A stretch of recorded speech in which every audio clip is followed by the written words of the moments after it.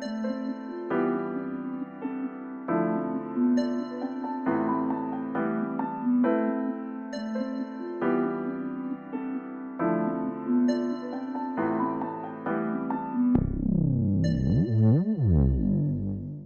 good morning everybody. So this is the new project. Oh, what this is. What is this? Somebody tell me what it is. The JON boat. Yeah, kind of a big JON boat. So client brought this and wants a back deck and hatch. So hatch heads. So what we've done so far is we replaced the foam. The original foam that was in here was just not very good. It was all broke up. Just not the kind of job that you would really want to turn out. Nothing super wrong with it, but there's a lot of gaps in here. And if you have gaps in here, then it kind of takes away from your foundation.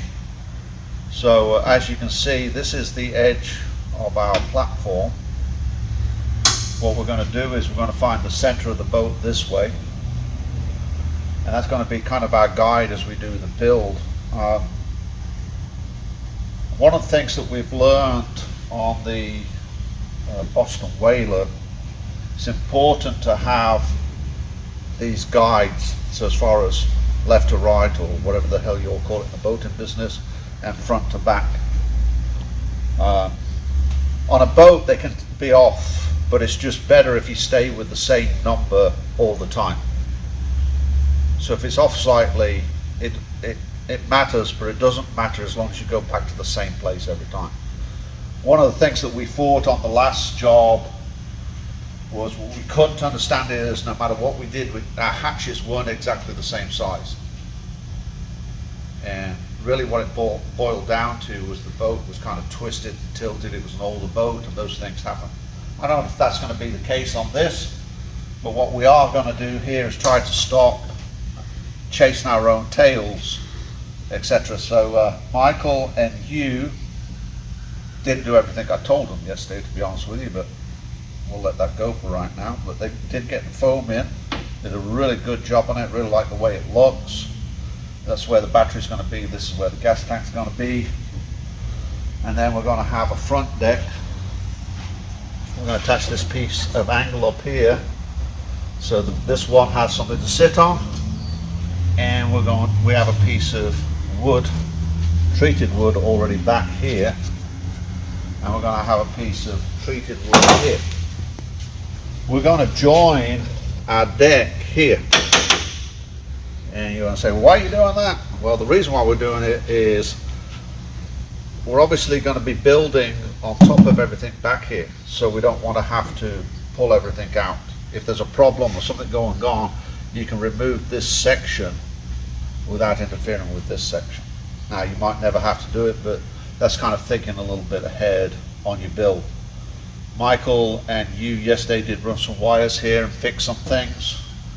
One of the things you've got to look at, that I would look at, is if I'm buying a boat is, and I don't understand it, especially on a boat like this, it's bad on fiberglass, but let alone a boat like this, is making sure that when people feed through, you know, like these kind of things, it's aluminum, got sharp edges and what have you, that you protect your wires. There's a lot of ways you can protect your wires. You can use these grommets, you sleeve everything, you can put a secondary sleeve where it goes through. Do everything that you can to reduce rubbing and interference so that you don't end up grounding the wires and burning up your boat. Those things are important. I see it a lot on boats. I see it a lot on new boats that come in here. I'm a little bit surprised, but you know, we do what we can do to stop these things. So we're going to be working on this subfloor today, and then we're going to start working on, you know, building our platform here. There's going to be hatches on both sides, and then we're going to have some hatches here. I spent a little bit of time this morning kind of visualizing these. This looks unnecessary to me, this looks unnecessary to me. I've got to remove this. This has to stay right now because that's what it has its motor attached to. So I don't know what his long-term plans are. I think we should really talk to him about that, because we're going to have to somewhat build around this. So probably a little call to him today on that. But hopefully we'll keep you kind of updated.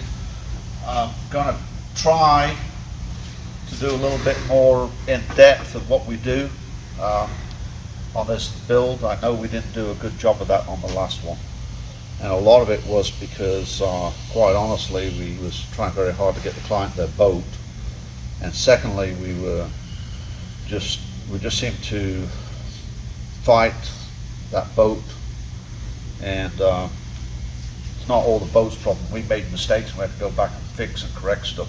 But that's how you learn, and that's the way I kind of look at these things. That's how you learn, and we're going to probably learn on this job too. So I'm going to get the deck started. We'll kind of do a little update. We'll probably shoot some videos. Luckily or unluckily, this is the floor that was in there, and we actually relayed this floor back in, and although I don't really want to touch this, to be honest with you,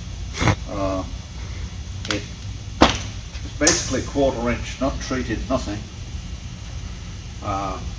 but it actually fits really well around these. So we're going to actually cut it here on there.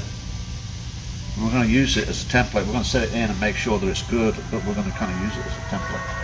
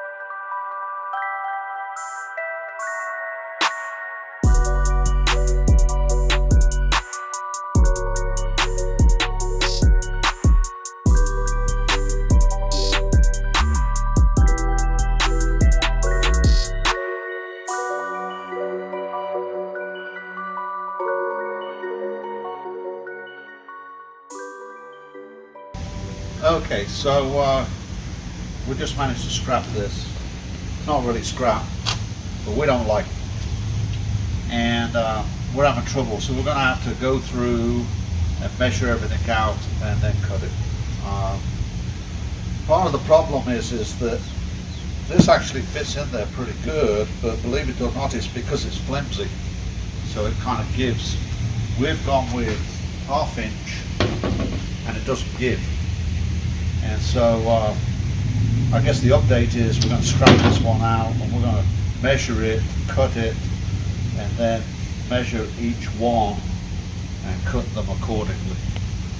So, you know, that's part of it, and it's just, you know, it's all on what level you want, and quite honestly we're just not happy with the quality of it, so I was wondering how long it was going to be before Michael said that we was going to redo this.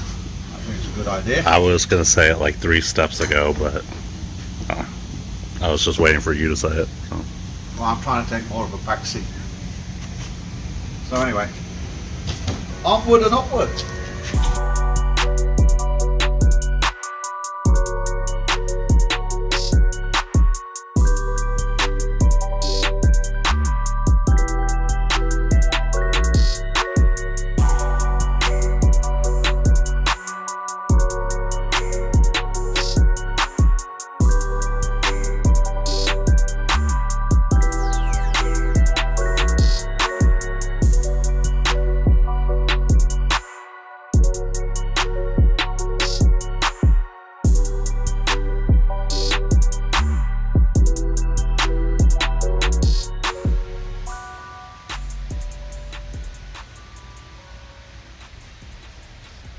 Da, da, da, da. Okay, so we made this template here, and as always, not going to spend a whole lot of time trying to figure out what the deal was, but when we measured it, we was 4 3/4, it ended up being like 4" from here in. You have to radius the back side to account for the angle. We used a, what was that, Subway cup? Subway cut? Cup?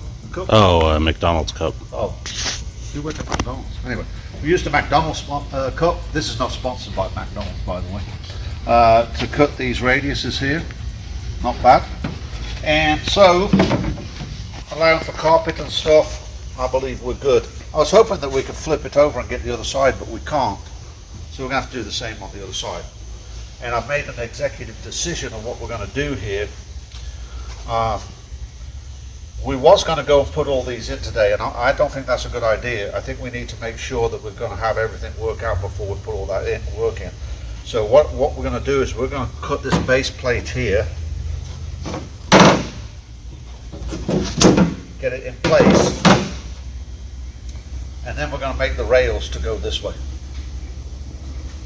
So we can decide how we move forward. So that's what I'm thinking. That's what we're going to do. So we're going to make one for that side. This was worth it. If we'd have done this probably originally, we would have saved ourselves about 90 minutes. So anyway, it's worth the time. These end up being 102 degrees on this particular boat. That gives us a little bit of allowance. And obviously each one of them is slightly different, so we decided on 102 degrees. So we'll update you after we get the other side done and then cut the big piece. Go. Okay, so I apologize if you hear some loud bangs. Michael's pointed out to me that I need to stop doing that, so I won't do it anymore. It's not intentional, so please take my apologies for that. So we used our two templates that we made, well worth it, and we made this one piece. And originally we was going to put a piece in the middle, but we both decided that would be like cheating. So we decided to make it one piece. It worked out well. One little food pile right here, and I don't really understand it. This should be closer down and fit with the template, but that's just part of it. So we're going to have cross braces here, you're not going to see it, plus we're going to have carpet, needless to say. In fact, we might have to do a little bit of massaging here to get all the carpet in, but very happy with the way this turned out. So the next part, as far as I'm concerned, is to start looking at the cross braces, and I'd like to mock up one of the cross braces before we get too far into the rest of this. I just would feel more comfortable that we have things under control. So we was going to cheat it, but we decided that's not the way we do it. So very happy with the way it turned out. Lots of clearance. Obviously we've got to sand and deburr and that kind of stuff, but do a little massaging here and there for the carpet, but very happy with the way it turned out. So using standard tools, drill, DeWalt drill, router, nothing special.